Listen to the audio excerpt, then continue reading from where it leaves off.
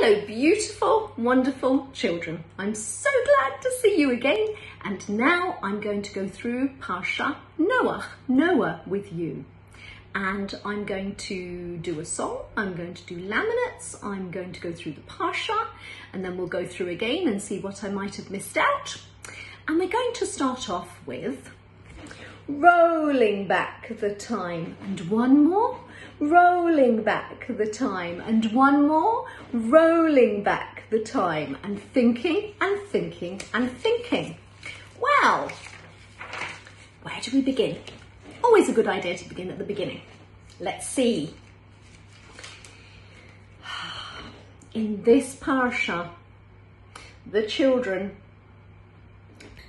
of Noah are good, and Noah is good.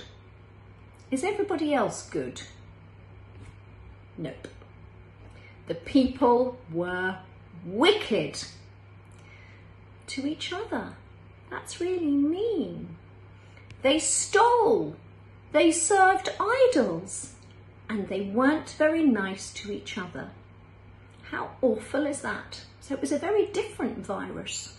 The world had a very different virus, a very dangerous virus, a virus where people were not nice to each other. And Hashem was very upset about that. The ratings for Hashem had gone down. In the last parsha, Hashem was so happy because he built his beautiful world. But in this parsha, the people had forgotten how wonderful and miraculous it is to have Hashem's world and to look after the environment and to be nice to each other and to only have what belongs to you and enjoy it. Hashem's patience is running out. Hashem's patience is running thin. Goodness gracious. So, what's Hashem going to do about it? Well, he tells Noah, listen Noah, I need you to build an ark, a teva, a box made from gopher wood, no steering wheel, one tiny window, not a ventilated room. No, not much air. Why not much air? Surely you'd want lots of windows in your ark. Not if there's going to be a lot of rain and you don't want the water to come in. At least we can open our windows, we can get lots of air in. So it measured about 600 feet long, measured about 100 feet wide, 60 feet deep, had 3 floors probably, about 900 rooms, so bigger than all of our houses, I think.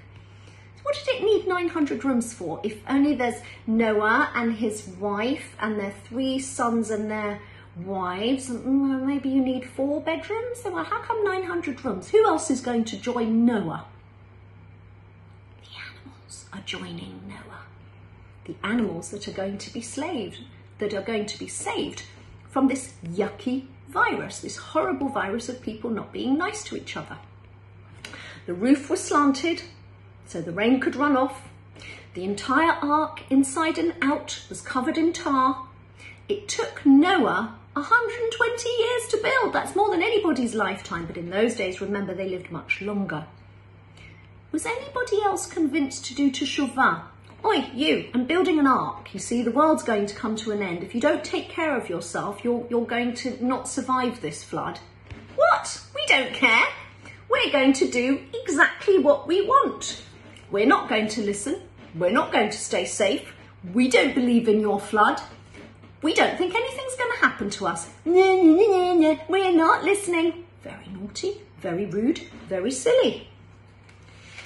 So what do Noah and his family do about it? Well, Noah and his family make sure that there are 2 of each non-kosher animal pair, but there aren't 2 of the koshers. How many kosher animals are there? 7 pairs of the kosher animals, so there'd be enough for sacrifices, and there'd be enough because Noah is going to be able to eat meat after the flood. So 600-year-old Noah, his wife Na'amah, their 3 sons, Shem, Ham and Yafet, all go into the teva. They all go into the ark. Do you think Noah tried hard enough to tell the people to be better, to listen to the rules, to try and save themselves, to be safe, to turn away from their evil ways? I don't know. Maybe he was just in his generation. He was perfect in his generation, but maybe in another generation, maybe he wouldn't have been so good. Or maybe he was even better because he was in his generation. And if he'd been another generation, he would be even better. Who knows?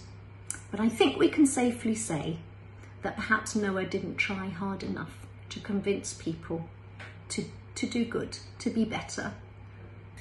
But Noah did what Hashem told him to do. So at least he listened to Hashem. Okay. Too late, all of you who didn't listen. We're in lockdown. The 17th day of Cheshvan. The rains begin. I hear pitter-patter rain. Things will never be the same again. The rains go above the roofs and above the mountains. It rains.